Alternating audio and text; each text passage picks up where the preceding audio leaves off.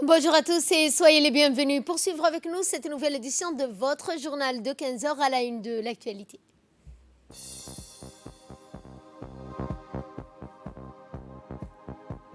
Un atelier sur le rôle des médias dans la communication s'est tenu ce matin au Palais du Peuple.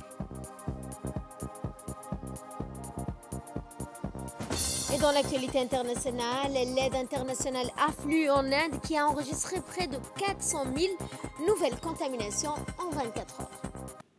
Bonjour et merci de nous accueillir chez vous. La Commission des Affaires étrangères de l'Assemblée nationale, présidée aujourd'hui par Abdurrahman Awali Yassine, a tenu une réunion axée sur plusieurs projets d'amendement dans le cadre de l'Alliance solaire internationale en présence du ministre des Finances Elias Moussa Dawali et celui de l'Énergie.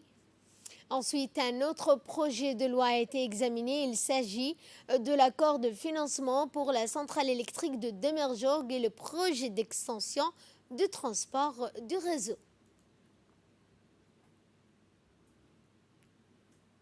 C'était dans les titres. L'Agence nationale des personnes handicapées, en collaboration avec l'UNICEF et l'UPF, a organisé ce matin au Palais du Peuple un atelier sur le rôle des médias dans la communication face à un handicap. L'objectif de cet atelier s'inscrit dans un large projet destiné à faire progresser les droits des personnes à besoins spécifiques dans notre pays. Le directeur par intérim de l'Agence nationale des personnes handicapées, Mahad Hassan, a quant à lui précisé la portée de cet atelier qui demeure essentiel pour mettre en lumière sur le rôle des médias dans la communication sur le handicap.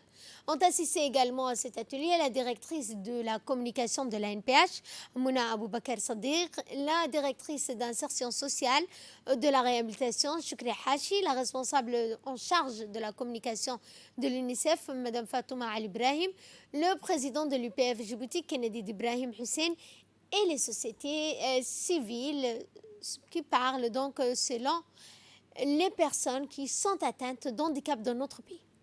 Exhaustif qui découle d'un plan d'action tripartite entre 3 agences des Nations Unies. Je remercie également l'UPF, l'Union pour la presse de la presse francophone, ici représentée par M. Kennedy. Et je vous remercie, vous, en tant qu'individu et professionnel des médias. Et j'appelle vraiment à ce que vous jouiez un rôle d'agent de changement pour nous aider dans cette transformation socio-comportementale. Comme vous le savez, à Djibouti, la question de l'handicap a énormément évolué ces dernières années grâce aux efforts du gouvernement qui ne ménage pas ses efforts pour avancer cette cause. D'où la création de la NPH il y a quelques années qui a mené un vaste travail sur le terrain pour que les personnes handicapées à Djibouti puissent jouir de de tous les avantages et toutes les facultés qui leur permettent d'avancer dans la... Autre intervention que je vous propose de suivre maintenant, c'est celle du directeur général par intérim de l'ANPH. Notre thématique d'aujourd'hui, qui est celle des médias et de la communication inclusive, a une importance capitale du fait que nous savons ces derniers temps en fait que avec l'utilisation au sein de notre société des médias alternatifs tels que les réseaux sociaux, qu'il y a en fait ce qu'on appelle des rumeurs infondées ou bien en fait des fausses informations qui circulent un peu à gauche et à droite ou des idées reçues. C'est en fait en cela que nous voulons que notre partenaire qui est l'Union de la presse francophone, qui est bien sûr le représentant des professionnels des médias en République Djibouti, puisse nous accompagner à non seulement renforcer les capacités de ces professionnels dans les questions liées en fait à l'handicap, mais également à ce que nous puissions mettre en place un agenda pour que nous puissions travailler pas seulement uniquement dans le cadre de cet atelier, mais sur le long terme pour qu'il y ait des changements de comportement qui puissent s'opérer dans une dynamique bien sûr positive en République Djibouti et à l'endroit des personnes handicapées. Dans le cadre du programme de protection de la petite enfance, le ministère de la Femme et de la Famille, en collaboration avec l'UNICEF, avait lancé mardi 23 mars l'élaboration de la politique nationale de développement intégré au Kempinski Palace Hotel. Eh bien, c'est dans ce cadre qu'une délégation conduite par la directrice famille du ministère de la Femme et de la Famille, Fawzia Ali Ousmane, s'est déplacée à Obok. Objectif étant de sensibiliser les acteurs clés et renforcer le développement intégré de la petite enfance à Djibouti et de la protection de l'enfant.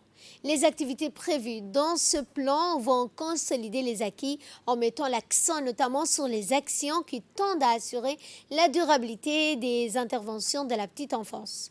Est également présent à cet atelier le préfet adjoint Mohamed Awad ainsi que la directrice de la famille du ministère des Affaires, du ministère de la Femme et de la Famille. Et justement, dans leurs interventions respectives, la responsable de la famille au ministère de la Femme et de la Famille, Fawzia Ali, et le préfet adjoint, Mohamed Awad, ont souligné l'importance de consolider les acquis de la durabilité des interventions de la petite enfance. Nous les écoutons. L'objectif de notre déplacement aujourd'hui consiste à vraiment expliquer comment on a mis en place la plateforme de la protection de l'enfant. Et vraiment, c'est d'expliquer au niveau des régions comment fonctionne cette plateforme de la protection de l'enfant. Parce que des assistantes sociales ont été formées au niveau de Djibouti-Ville, y compris ces deux régions. L'année vraiment, il y avait le Covid où on avait du mal à vraiment travailler. Maintenant, c'est le moment de reprendre et de faire avancer cette plateforme de la protection de l'enfant. Parce qu'il s'agit de l'enfant, et l'enfant, il faudrait vraiment qu'il soit protégé dans son pays, que ce soit au niveau de Djibouti-Ville ou que ce soit au niveau des régions de l'intérieur. Donc l'objectif de notre déplacement aujourd'hui consistera vraiment à vous expliquer comment fonctionne cette plateforme et comment mettre en place aussi au niveau des régions. Parce qu'aujourd'hui, on a vraiment sollicité d'impliquer la gendarmerie, la police, la santé, les guichets sociaux, les élus locaux, toutes ces personnes, tous ces responsables, la préfecture, le conseil régional, tous ces responsables doivent nous appuyer et nous aider vraiment à protéger ces enfants-là. Pour organiser cette journée qui consiste à soulever la question des enfants, en particulier la protection de l'enfance. N'oublions pas que les enfants sont des acteurs de leur propre protection et développement, mais n'exclut pas les éducateurs et les parents de leurs responsabilités. C'est pour cette raison que je pense que le ministère exhorte tout le monde à s'impliquer dans cette politique de protection de l'enfant. Je remercie ici le ministère pour avoir initié le projet. À éveiller bien sûr l'esprit des personnes à protéger les enfants qui sont l'avenir du pays. Direction le village millénaire de Daasbio, 6 à 17 km de la ville d'Alissabié, chef-lieu de la région Épino, a abrité dimanche dernier une cérémonie de réception d'un prototype appelé Vélorail, et c'est dans ce cadre que de la promotion pour le développement des activités écotouristiques dans la région d'Alissabié et particulièrement dans le village historique. Ce projet a été entièrement financé par le conseil régional d'Alissabié dans le cadre du programme d'appui à la décentralisation et aux initiatives locales. En plus, connu sous le sigle ADIL, qui a pour but de promouvoir et développer un tourisme écologique en exploitant les nombreuses potentialités qu'offre la région. Le directeur de l'Agence européenne pour le développement du char à voile et du tourisme d'aventure de Djibouti, Ali Liakat, a remercié les autorités de la région et les habitants de Daasbio pour leur collaboration et leur accueil chaleureux aux visiteurs, comme les rails de la nouvelle ligne ferrée électrifiée passent loin de la localité rurale. Rappelons que Daasbio est un village historique. Et de là, nous passons à ce qui domine l'actualité internationale. En première ligne face à la pandémie avec le Brésil, l'Inde a enregistré près de 400 000 nouvelles contaminations en 24 heures. Le pays comptait aussi 3 600 décès supplémentaires dimanche, soit la plus forte augmentation jamais répertoriée en une journée, portant ainsi le bilan total à plus de 215 000 morts. L'aide médicale internationale annoncée par plus de 40 pays continue d'arriver. Dimanche, un avion cargo affrété par la France a atterri à New Delhi avec 28 tonnes d'équipement médical à son bord, dont 8 générateurs d'oxygène de grande capacité. Un avion militaire américain transportant du matériel médical avait atterri vendredi à New Delhi et un avion allemand avait suivi. Le Royaume-Uni a annoncé pour sa part qu'il allait envoyer 1000 respirateurs supplémentaires dans ce vaste pays d'1,3 milliard d'habitants. Fin de ce journal. Merci de votre fidélité. Excellent après-midi à toutes et à tous.